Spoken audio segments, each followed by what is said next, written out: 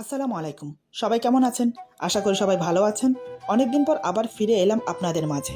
কাজের ব্যস্ততায় আর কিছু সমস্যার জন্য আসতে পারিনি এতদিন। তার জন্য আমি খুবই দুঃখিত। ভালো তুমি বাসবে গল্পের দ্বিতীয় পর্ব আগেই তৈরি ছিল, কিন্তু সমস্যার কারণে ছাড়া হয়নি। তাই সেই গল্পে আমি আমার বক্তব্য রাখতে পারিনি।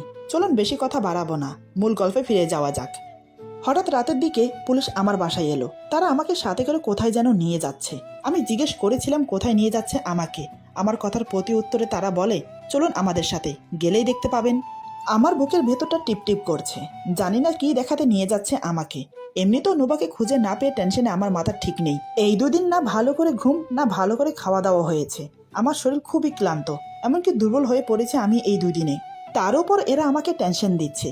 কি এমন হয়েছে যার জন্য আমাকে এভাবে ডেকে নিয়ে এসেছে?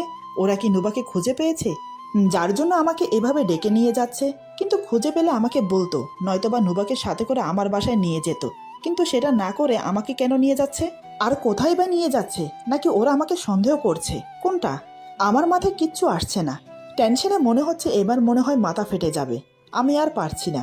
প্রায় আধা ঘন্টা পর ওরা আমাকে যে জায়গায় নিয়ে এলো তা দেখে আমার আত্মারাম যেন কেঁপে উঠেছে। তার মানে কি আমি যা ভেবেছি তাই সত্য? না না, এ কখনোই হতে পারে না। আসলে পুলিশ আমাকে মর্গে নিয়ে এসেছে। পুলিশের গাড়ি থামার সাথে সাথে এসআই ও দুজন কনস্টেবল নেমে পড়ল। আমি এখনো গাড়ির ভেতরে ঠাঁই করে বসে মর্গের সাইনবোর্ডের দিকে তাকিয়ে আছি। পা দুটো থরথর করে কাঁপছে। এসআই বলে, নেমে আসুন। ওদের কথা যেন আমার কানে যাচ্ছে না। এসআই আবার বলে, কি হলো, নেমে আসুন। এবার আমি না চাইতেও নেমে আসলাম। কি অপেক্ষা করছে আমার জন্য মর্গের ভেতর? তাহলে কি আমার নুবা আর আমার মাঝে নেই? না না, আল্লাহ অন্তত এতটা নিষ্ঠুর না। তিনি আর যাই করুক, এবার অন্তত আমাকে আর সর্বহারা করবে না। এইসব ভাবতে ভাবতে আমি ওদের পেছন পেছন মর্গের ভেতরে গেলাম। ও, ভুলেই তো গিয়েছিলাম বলতে, আমার সাথে আমার বন্ধুও এসেছে। যাই হোক, সেখানে গিয়ে তারা একটি লাশ রাখার রুমে আমাকে নিয়ে গেল। তারপর গুনে গুনে 5টা লাশের পর 6 নম্বর লাশ থেকে কাপড় সরালো। আমি দেখার সাথে সাথে 2-3 কদম পিছিয়ে গেলাম। না, এ হতে পারে না। এটা কোনোভাবেই সম্ভব না। এত নিষ্ঠুরভাবে এমনটা কেউ করতে পারে না। আসলে আমি দেখতে পাই সিটে যে লাশ হয়ে শুয়ে আছে সে আর কেউ নয়, নুবা। কিন্তু সবচেয়ে কষ্টকর বিষয় হলো লাশের মাথা নেই। এটা দেখে আমার কষ্টে বুকটা ফেটে যাচ্ছে। এই লাশটি যে নুবার লাশ সেটা বুঝতে পারলাম অনায়াসে। আসলে লাশটির হাতে সেই আংটি ছিল যা আমি বিয়েতে ওকে দিয়েছিলাম। আর পুলিশ ওর কাছে যে ফোন পেয়েছে তা নুবার। এমনকি পরনের জামা কাপড়ও নুবার। এই জামা কাপড় পরে রাতে সে শুয়েছিল। এর মানে নুবা কি আর আমার মাঝে নেই? আমি নিজের চোখকে বিশ্বাস করাতে পারছি না। আর নিজেকে ধরে রাখতে পারলাম না। চেঁচিয়ে কান্না করতে শুরু করলাম। আমি কান্না করতে করতে বললাম, এটা কি করে হয়ে গেল? কেন আমার সাথে বারবার এমন হয়? যাকেই আমি ভালোবাসি সেই আমার থেকে দূরে সরে যায়। এমন কেন হয় আমার সাথে? আমি কি এমন অপরাধ করেছি যার জন্য আল্লাহ বারবার আমাকে পরীক্ষায় ফেলছে? ও নুবা, নুবা, ওঠো না। আমি যে আর পারছি না। হয়তো তুমি আমার ডাকে সাড়া দাও, নয়তো তোমার সাথে আমাকে নিয়ে যাও। ফারহান বলে, মুবাশির থাম। আমার একটাই বেস্ট ফ্রেন্ড, তার নামই ফারহান। আমি বললাম, ফারহান, তুই জানিস আমি ওকে কত ভালোবাসি, কিন্তু ও চলে গেল কি করে? ফারহান বলে, মুবাশির শান্ত হয়ে যা। আমি বললাম, কি করে শান্ত হব বলতে পারিস? এতদিন ধরে ওর সাথে আছি। সে আমাকে স্বামীর অধিকার না দিলেও আমি কিন্তু ওকে স্ত্রী মানতাম। কে করেছে ওর এই অবস্থা? ফারহান বলে, মুবাশির, আমি দেখছি, তুই শান্ত হ। শান্ত হতে বললেই কি শান্ত হওয়া যায়? এদিকে ধীরে ধীরে আমার শরীর নিস্তেজ হয়ে পড়ছে। আমি আর ধরে রাখতে পারছি না নিজেকে। হঠাৎ অজ্ঞান হয়ে যাই। তারপর কি হলো আমি আর কিচ্ছু জানি না। মর্গে থেকে কখন কিভাবে হসপিটালে এলাম, কয়দিন অজ্ঞান হয়ে পড়ে আছি, নুবার লাশের সাথেই বা কি হলো কিচ্ছু জানি না। যখন জ্ঞান ফিরে পাই তখন দেখি পাশে আমার সৎমা ও বাবা বসে আছে। আমার জ্ঞান ফিরতে দেখে বাবা বলে, মুবাশির। আমি বললাম, এতদিন পরে দরদ দেখাতে এসেছো? বাবা বলে, বাবা, ভুল বুঝিস না আমাকে। আমি বললাম, তো পুজো করব, এতদিন তো আসোনি।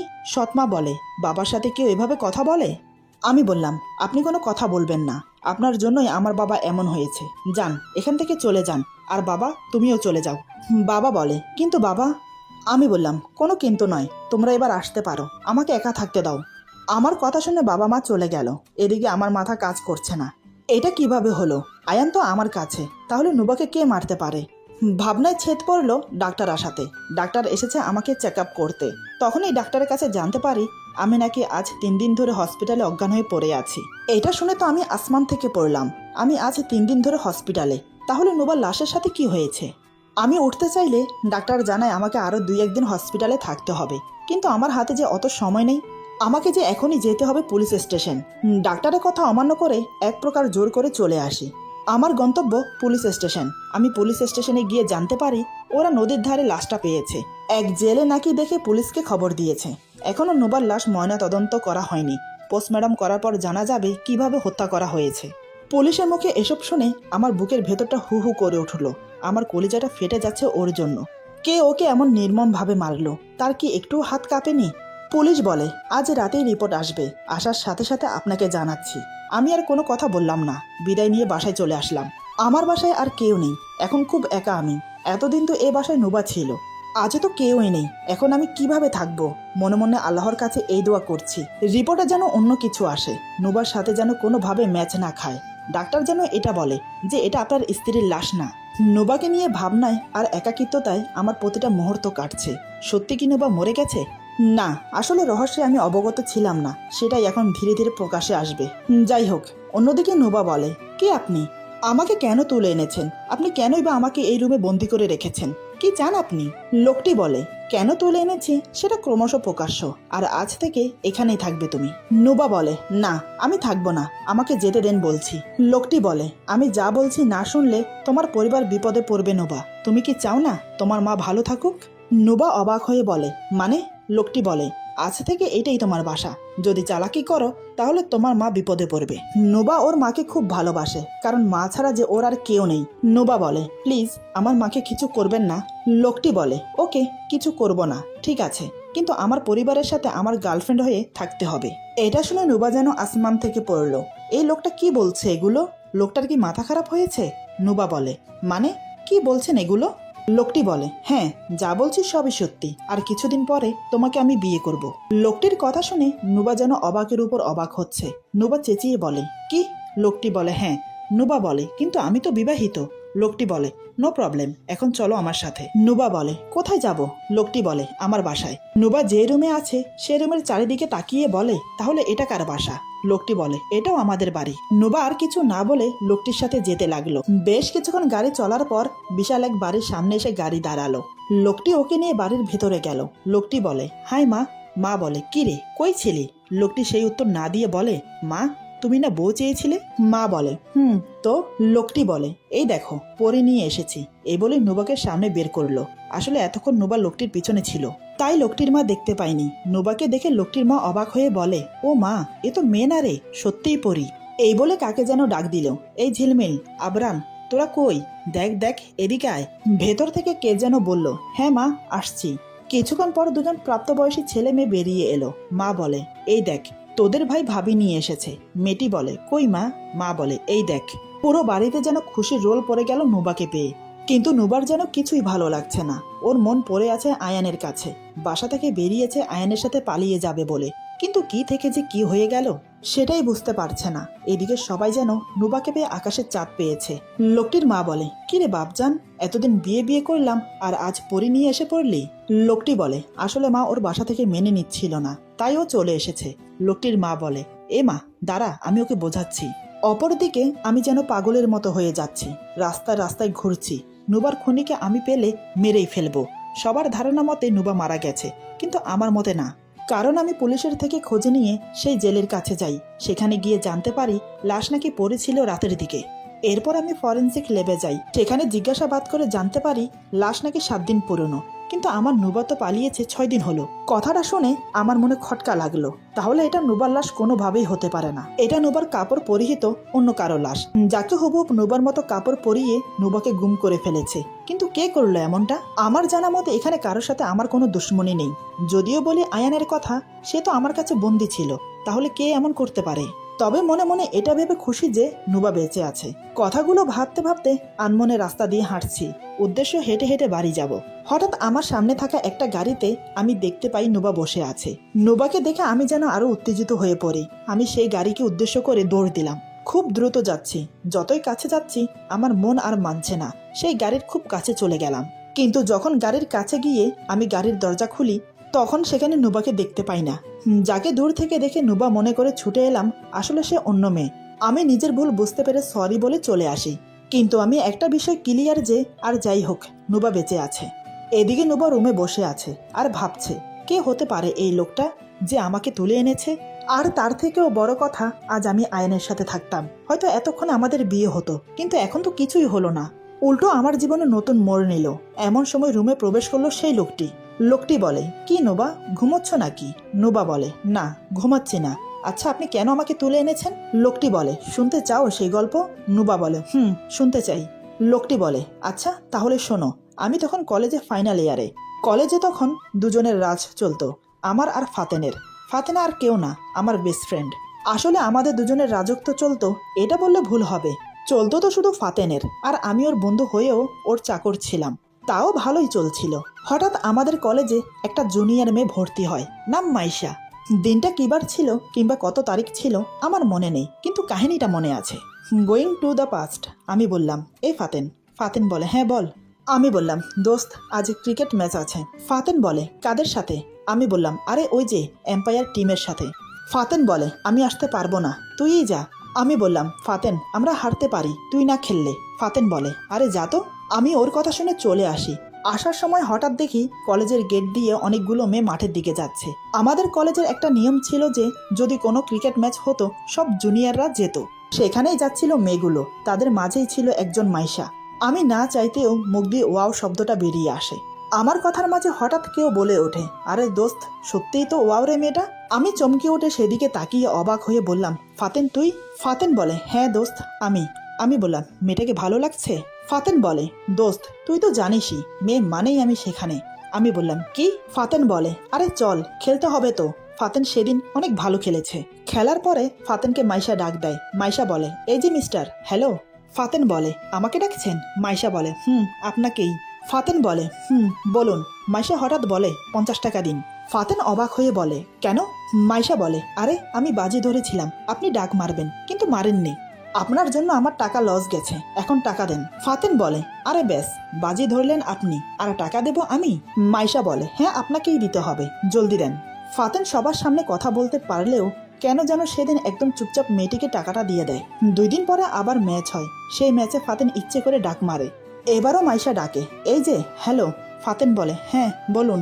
মাইশা বলে, আজ 100 টাকা দেন। ফাতেন অবাক হয়ে বলে, কি, প্রতিদিন টাকার পরিমাণ বাড়ে নাকি?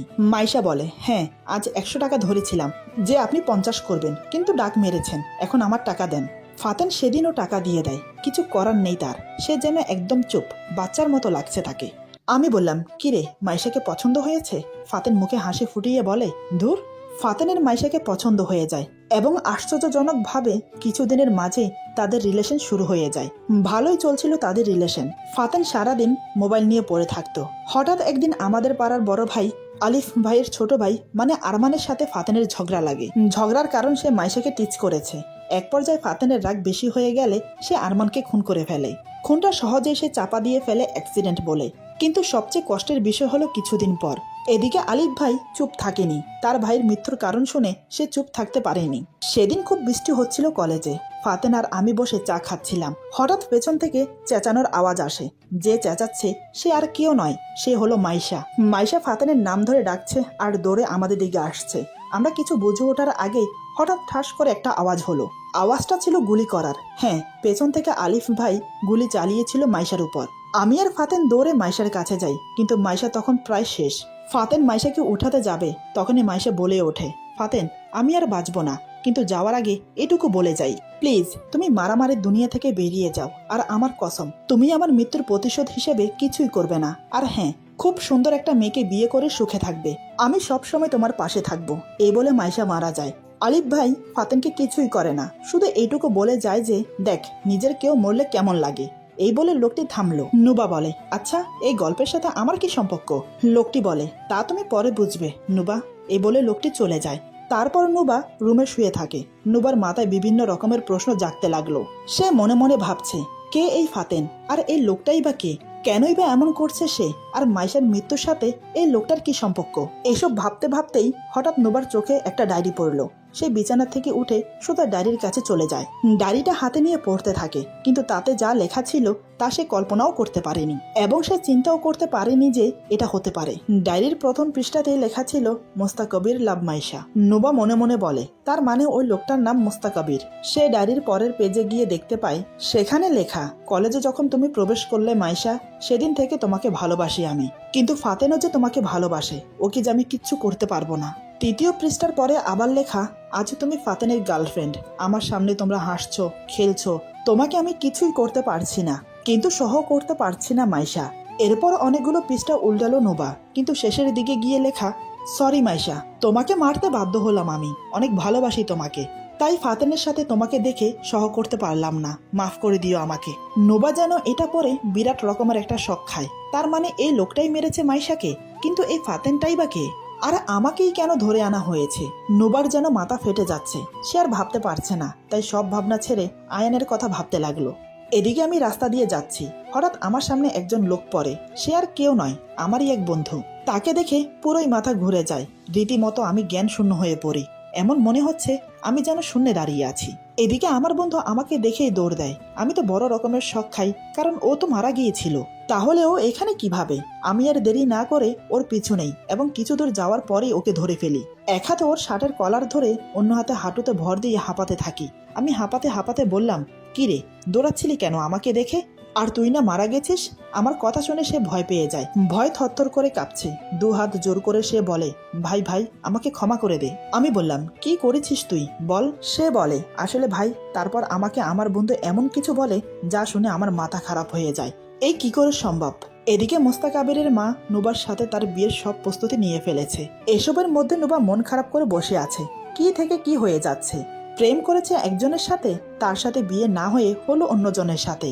তারপর তাকে ছেড়ে যখন নিজের ভালোবাসার মানুষের কাছে পালিয়ে যেতে চাইলো, তখন অন্য একজন ছো মেরে তুলে নিয়ে আসে এবং ব্ল্যাকমেল করে বিয়ে করছে। সবকিছু এত তাড়াতাড়ি হয়ে যাচ্ছে যে নুবা কিছুই করতে পারছে না। এত কিছুর মধ্যেও একবারের জন্য আমার কথা তার মনে পড়েনি। নানান ভাবনায় মগ্ন নুবা। এটা দেখে মোস্তাকাবিরের মা বলে, কি রে মা, তোর মন খারাপ লাগছে? নুবা বলে, না আন্টি, তেমন কিছু না। মোস্তাকাবিরের মা বলে, আরে মা বলেই ডাকতে পারো আমাকে, আর দুদিন পরেই তো আমার বোমা হবে। আর হ্যাঁ, তোমার মা বাবাকেও আমরা মানিয়ে নেব। এই বলে মোস্তাকাবিরের মা চলে গেল। বাড়ির সবাই বিয়ের প্রস্তুতি নিচ্ছে, আর নুবা শুয়ে শুয়ে আয়ানের জন্য কাঁদছে। আজ হয়তো সে আয়ানের কাছে থাকতো, কিন্তু আয়ানের কি আমার কথা একটুও মনে পড়ছে না? নুবা কাঁদছে, কিন্তু সেই কান্না তো আয়ানের কান পর্যন্ত পৌঁছচ্ছে না। আমি অনেক আগেই আয়ানকে ছেড়ে দিয়েছি। আমার মতো সেও জেনে গেছে যে নুবা মারা গেছে। এরপর আর তাকে দেখা যায়নি। আজ নুবা আর মোস্তাকাবিরের বিয়ে, সবাই খুব খুশি। মোস্তাকাবিরের বোন বলে, কি ভাবি, তুমি রেডি হচ্ছ না কেন? চলো আমি রেডি করিয়ে দেই তোমাকে। তারপর নুবার হবু ননদ ইরা নুবাকে রেডি করছে। পার্লার থেকেও লোক আসা শুরু হয়ে গেছে। সবাই মিলে নুবাকে সাজাতে লাগলো। সব সাজগোজ শেষ করে নুবাকে নিয়ে বসিয়ে দিল মোস্তাকাবিরের সামনে। নুবাকে দেখে মোস্তাকাবির যেন চোখ সরাতে পারছে না। ওর সামনে কোনো মনুষ্য নয়, যেন স্বর্গের কোনো হুর বসে আছে। সবার মুখে মুখে নুবার রূপের প্রশংসা চর্চা হচ্ছে। এদিকে কাজী সাহেবও বসে আছেন। এখন বিয়ে পড়ানোর পালা। এমন সময় হঠাৎ সদর দরজা দিয়ে কেউ প্রবেশ করলো বাড়ির ভেতর। সে আর কেউ নয়, আমি হলঘরে প্রবেশ করে বললাম, থামুন মিস্টার ফারহান মোস্তাকাবির ওরফে নীল সাহেব। মোস্তাকাবির পেছন থেকে কারো মুখে নিজের পুরো নাম শুনে হকচকিয়ে পেছনের দিকে তাকায়। তাকিয়ে আমাকে দেখে সে অবাক হয়ে যায়। বিস্ফারিত চোখে তাকিয়ে থেকে আমতা আমতা করে বলে, ফাতেন তুই? এদিকে আমার চোখ নুবার দিকে আটকে গেল। মোস্তাকাবির আর নুবা একসাথে বসে আছে। এইটা দেখে যেন আরো মাথায় আগুন উঠে গেল। এদিকে নুবা মোস্তাকাবিরের মুখে আমার নাম ফাতেন শুনে বড় ধরনের একটা ঝাটকা খায়। আমি বললাম, হ্যাঁ আমি ফাতেন মোবাশ্বির ইসকাম। নুবার মাথায় কিছুই কাজ করছে না। নুবা মনে মনে বলে, কি হচ্ছে এটা? কাহিনী কি? মোবাশ্বিরই হলো তাহলে ফাতেন, কিন্তু এত কিছু কেন হলো? আমাকে কেন কিডন্যাপ করা হলো? ওর মাথায় যেন কিছুই আসছে না। আমি বললাম, আমার বউকেই বিয়ে করছো বন্ধু, আর আমাকেই দাওয়াত দিলা না? মোস্তাকাবির বলে, ফাতেন দেখ। আমি বললাম, দেখা দেখি টাইম নেই, তুই তো সেই নিচরে। মোস্তাকাবির বলে, তোর থেকে কমই আছি। আমি বললাম, আমি কি করেছি? মোস্তাকাবির বলে, কি করেছিস তুই? আমার ভালোবাসাকে কেড়ে নিয়েছিস তুই ফাতেন, আমার জীবন নরক বানিয়ে দিয়েছিস। আমি বললাম, ও তাই? মোস্তাকাবির বলে, হ্যাঁ, তোর জন্য আমি নিজের ভালোবাসাকে নিজের হাতে মেরেছি। আমি বললাম, ভুল বললি তুই। আমি তোর ভালোবাসাকে কেড়ে নেইনি, বরং তুই আমার ভালোবাসাকে কেড়ে নিয়েছিস। তাকে সারা জীবনের জন্য এই পৃথিবী থেকে সরিয়ে দিয়েছিস। তুই খুব ভালো করেই জানিস মাইশা আমাকে ভালোবাসে, আর আমি মাইশাকে ভালোবাসি। মোস্তাক আবির বলে, মাইশাকে আমি প্রথম দেখাতেই ভালোবেসে ফেলেছি। তুই যদি মাঝে না আসতি তাহলে হয়তো মাইশা আমার হতো। আমি বললাম, কই, তুই তো কখনো বলিসনি তুই মাইশাকে পছন্দ করিস। মোস্তাক আবির বলে, বললে কি করতি, আমাকে দয়া করতি, আমি তোকে জীবনেও ক্ষমা করব না। আমি বললাম, তুই আমাকে কি ক্ষমা করবি, আমি তোকে কোনোদিনও মাফ করব না। ফারহান মোস্তাক আবির নীল, সবসময় আমার কাছ থেকে আমার সব খবর শুনলি, আর সুযোগ বুঝে আমার বউকেও তুলে নিলি। মোস্তাক আবির বলে, হ্যাঁ হ্যাঁ, সব আমার প্ল্যান ছিল। তুই নতুন করে ভালোবাসতে শিখেছিস, নতুন কাউকে ভালোবাসবি, সুখে থাকবি, তা আমি হতে দেব জীবনেও না। তাই আমি নুবাকে কিডন্যাপ করি। তুই যেমন আমার ভালোবাসাকে কেড়ে নিয়েছিলি, তাই আমি তোর ভালোবাসা কেড়ে নিয়েছিলাম, আর নুবার লাশ বানিয়ে আরেকজনের লাশ রেখে দেই, যাতে দুনিয়া নুবাকে মৃত ভাবে আর ও আমার থাকে। আমি মুচকি এসে বললাম, কিন্তু তুই ফেল, এখন তোকে মরতে হবে। মোস্তাক আবির বলে, আমি মরবো? এ বলে হো হো করে হেসে ওঠে। আমি বললাম, হ্যাঁ এই দেখ। এই বলে আমি সোজা গিয়ে ফারহানের গলায় ছুরি ধরি। আমি বললাম, খুব কষ্ট দিয়েছিলি না আমার মাইশাকে, এখন দেখ আমি কি করি তোর সাথে। এই বলে সোজা ফারহানের গলায় চাকু একটু বিধিয়ে দেই, তাতেই মোস্তাক আবির ছটফট করে উঠল। আমি বললাম, কি রে, খুব কষ্ট হচ্ছে তাই না? তার চেয়েও বেশি কষ্ট পেয়ে মরেছিল আমার মাইশা। এমন সময় হঠাৎ বাইরে থেকে পুলিশ এন্ট্রি করে ভেতরে। আসলে এসবের ভেতরে মোস্তাক আবিরের মা সবার আড়ালে গিয়ে পুলিশকে ফোন করেছিল। তারপর সব শুনে পুলিশ মোস্তাক আবিরকে গ্রেফতার করে, এমনকি মোস্তাক আবির সব স্বীকারও যায়। এদিকে নোবা এসব দেখে পাথর হয়ে গেছে। পুলিশ যাওয়ার সময় আমাকে বলে গেল আমি যেন সময় করে পুলিশ স্টেশনে যাই। আসলে নোবার নিখোঁজের যে এফআইআর করা হয়েছে সেটা এখনো ক্লোজ করা হয়নি। এখন যখন নোবাকে পেয়ে গেছি তাই এফআইআরটা ক্লোজ করতে হবে। আমি আর এক মুহূর্ত না দাঁড়িয়ে নোবাকে নিয়ে সেখান থেকে বেরিয়ে এলাম। পুরো রাস্তা নোবার সাথে আমার কোনো কথা হলো না, এমনকি আমিও নোবার সাথে কোনো কথা বললাম না। একসময় ওকে নিয়ে বাসায় চলে এলাম, কিন্তু এত কিছুর পরেও নুবার মন থেকে আয়ানের কথা মুছে যায়নি। নুবা বাসায় এসে আয়ানের কথা বলতে শুরু করে। আমি তার কোনো প্রতিউত্তর না দিয়ে অবাক হয়ে তাকিয়ে আছি। ওর বকবক শুনতে শুনতে আমার কান যেন ঝালাপালা হয়ে যাচ্ছে। এবার আমি বাধ্য হলাম ওকে একটা ভিডিও দেখাতে। পকেট থেকে ফোনটা বের করে ভিডিওটা অন করে ওর সামনে ধরলাম। নুবা আমার হাত থেকে ফোনটা ছোঁ মেরে নিয়ে ভিডিওটা দেখতে লাগলো। ভিডিওটা যত দেখছে নুবার মুখ ক্রমশ পরিবর্তন হচ্ছে। আমি মনে মনে ভাবলাম এবার অন্তত সবকিছু ঠিক হয়ে যাবে। হঠাৎ নোবা অবাক করে যা করলো বা যা বলল, সত্যি তার জন্য বিন্দু মাত্র প্রস্তুত ছিলাম না। ভাবতে পারিনি সে এমন করবে। ওর কথা শুনে, ওর কাণ্ড দেখে আমি বিস্ময়ে অবাক হয়ে যাই। মনে হচ্ছে আমার চোখ ফেটে এখনই জল গড়িয়ে পড়বে। এরপর যা হলো, আজকের গল্প এখানে সমাপ্ত। গল্পের বাকি অংশ পেয়ে যাবেন আগামী পর্বে। আশা করি গল্পটা আপনাদের ভালো লাগবে। সবাই ভালো থাকবেন, সুস্থ থাকবেন। আল্লাহ হাফেজ।